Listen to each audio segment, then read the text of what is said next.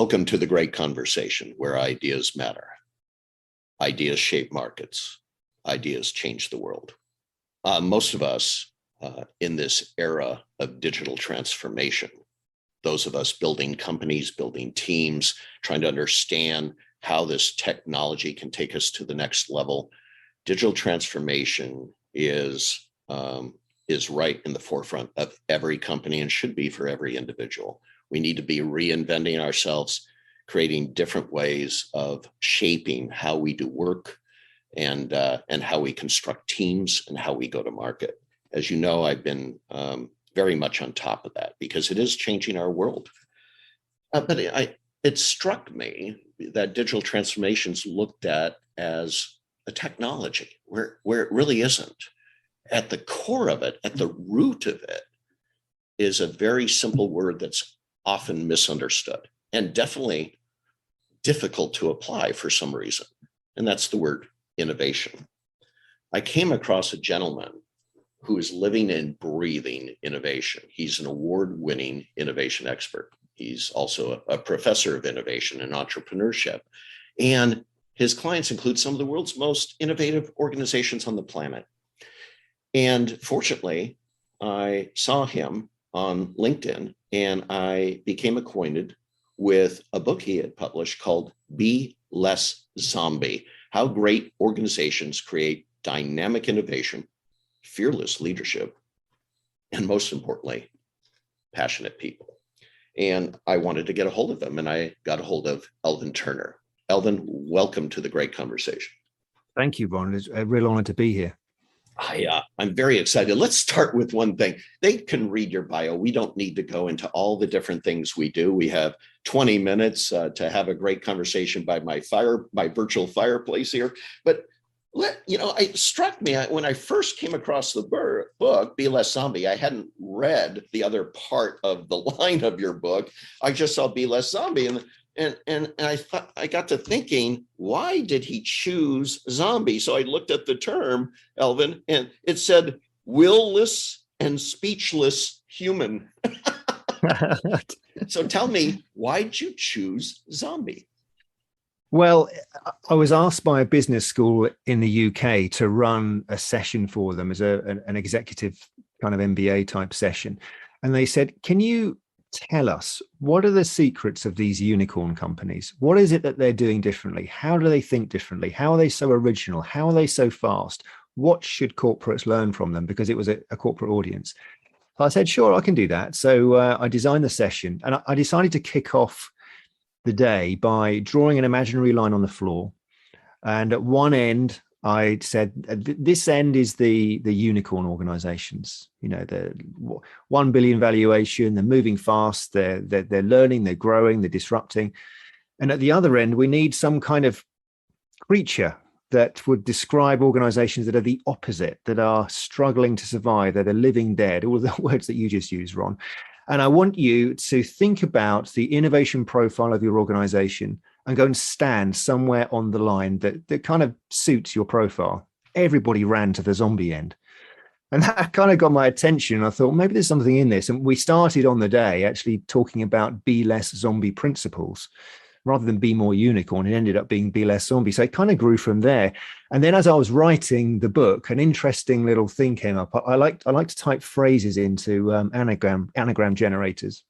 And it turns out that an anagram, or one of the anagrams of be less zombie, is blob seizes me, which again reinforced for me that, the power of bureaucracy and, the status quo to pull us back from the relevance that tomorrow is shouting to us to create today.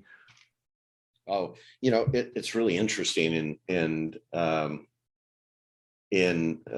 watching you on LinkedIn and also listening to you on TEDx, you bring up something really fascinating because innovation, if you really are going to create an innovation gene and a business process around innovation, you touch on something. It really got to me, and that is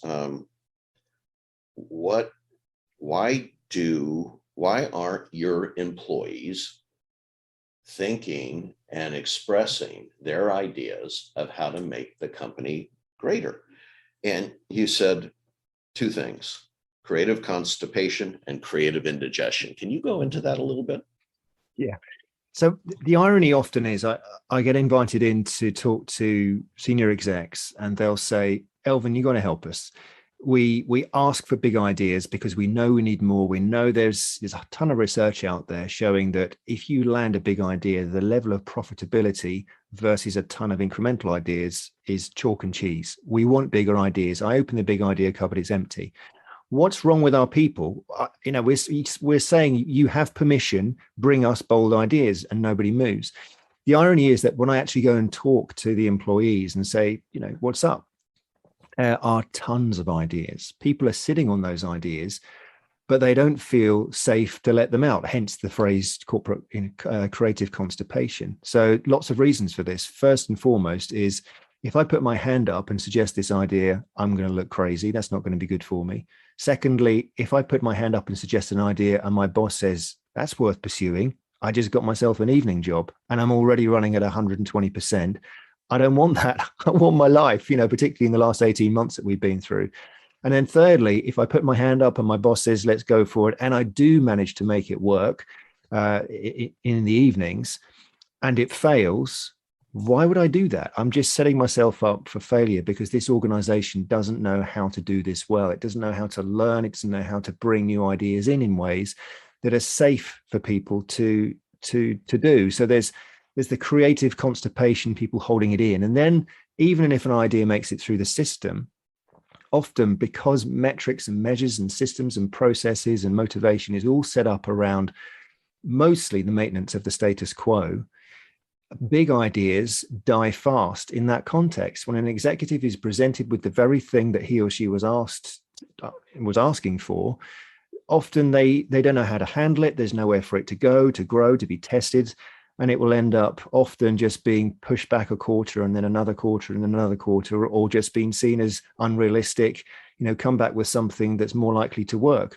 And at the root of this is a desire for predictability. And this is where we have the biggest problem. We're saying, listen, everybody, you all work in a culture which we could define as ordinary. That's often what we mean by, how we get things done around here. But I want you to bring us extraordinary ideas, and the two don't fit. So you need, as an executive, I believe, the first step you need is to make a deliberate choice. If we want bigger ideas, we can't just ask for them. We have to create a deliberate environment in which they can thrive and succeed. And sometimes that means setting things up slightly differently so that that and the status quo can work together in a healthy way, in a healthy tension, in tandem. That's backed up from my experience and my readings. I'll never forget the case study of I think it was the CEO or the chairman of Procter & Gamble. And someone had asked him, how do you innovate? Because, Procter & Gamble is known as launching new brands all the time. How do you innovate? And he goes, well, it depends if it's aligned with our current model. To your point, that's easy to do because we have a business process and we have a culture around it. But if it's outside the norm and it's a brilliant idea, he said, you probably don't want to put it in that body. We'll call it the cultural body of the current mores and norms and KPIs of the current business. You probably want to set it outside because it's going to be seen as a virus, and the antibodies of the old culture will kill it. It seems like you're saying the same thing. Yeah, I mean, there's different ways you can set this up, and that's the classic model, which is the lab model. You have, and I think this works well from what I see. You have day-to-day teams working on incremental innovation. What are the objectives that we have as a team? What won't happen unless we do some things differently? What, therefore, are our team innovation priorities, and what are some projects? And you get them going, and they're generally working with things that more or less you can predict the outcomes with a greater or lesser degree of certainty. Where you need things to work in a different way, you generally have to create a safe environment, a standalone team with resources, very different metrics. You can't measure people in a lab where you're going to get 90-95% failure rates, which is what you get in any lab.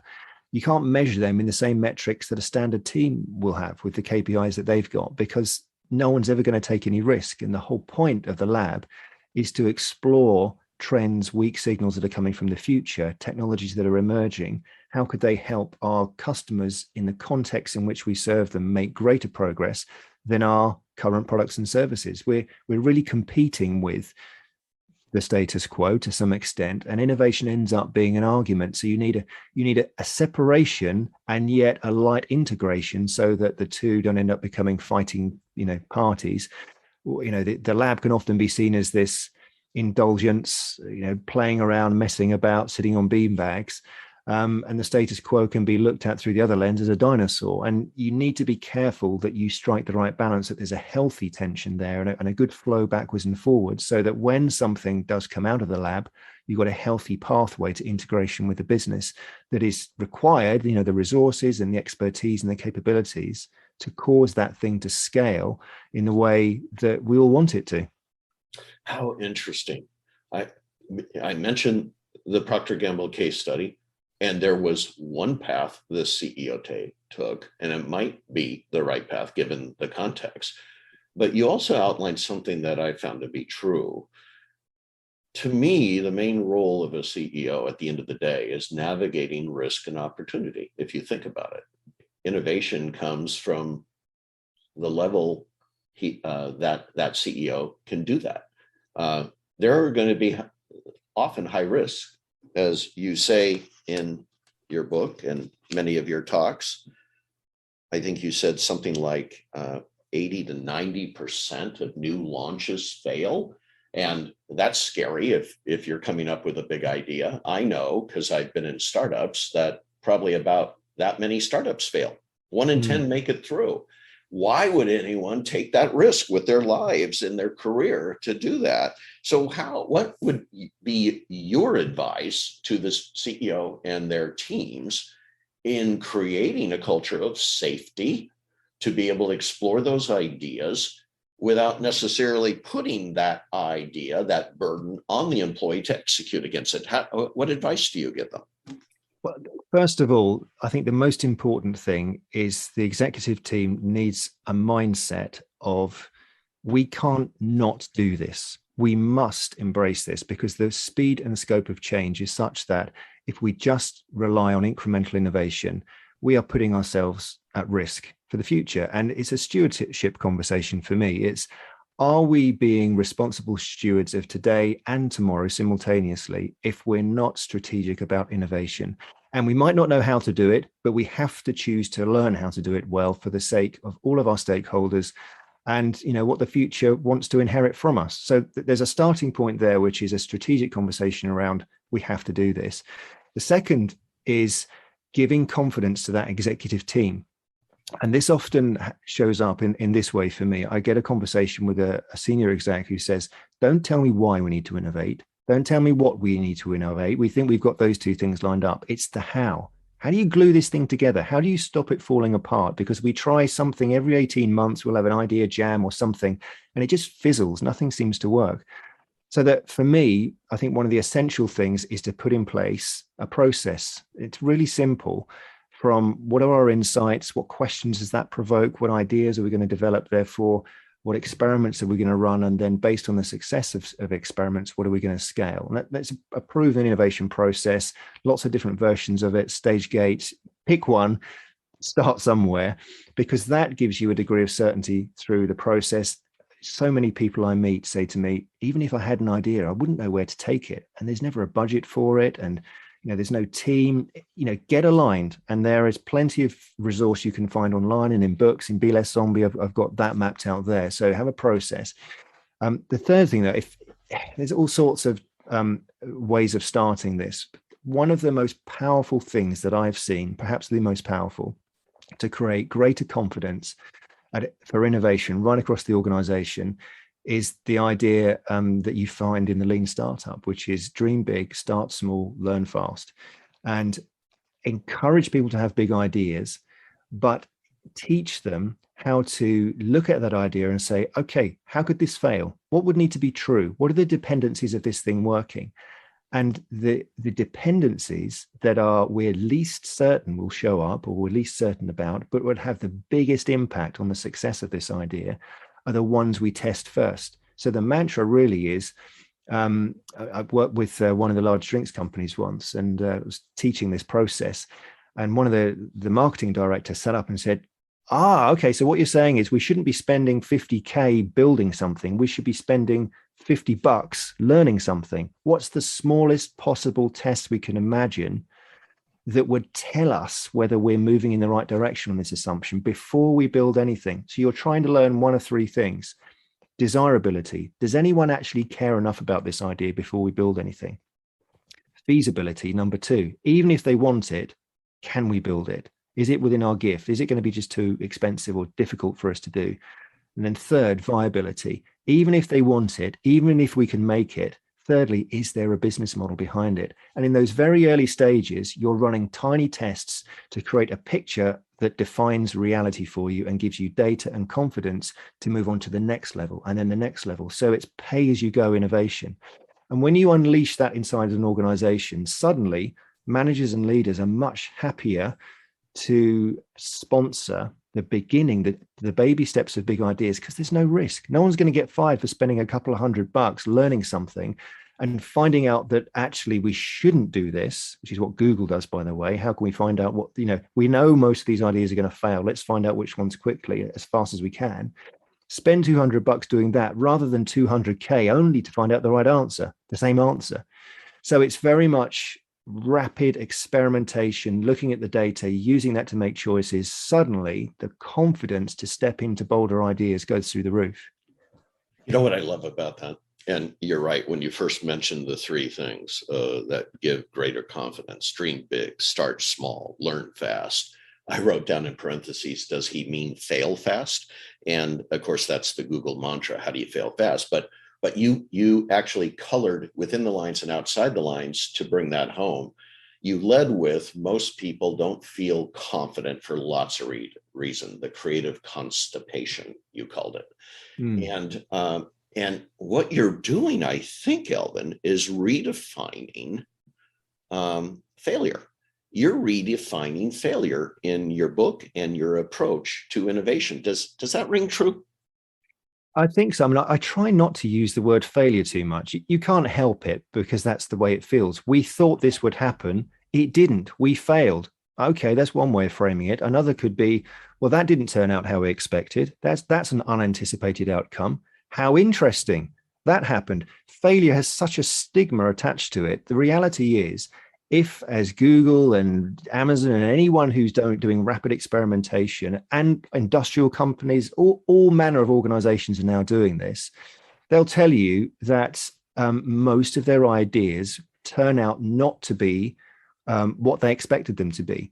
And that grip of reality, that most of what we come up with in this field of bolder ideas is wrong, is so important, because it allows you then to stop talking about failure and then the personal stigma that comes with that, and more about learning, because it's really about a learning culture. How quickly can we learn this stuff faster than the competition? And it's the speed of learning at the heart of this. Can we learn which of our ideas are wrong faster than the competition so that we can invest in the ones that are right? That speed of learning is the heart of, I think, the agile learning organization. The agile learning organization. In your work, Elvin isn't just an author, by the way. He also, like many great authors, have created a workbook as well as a training course around it.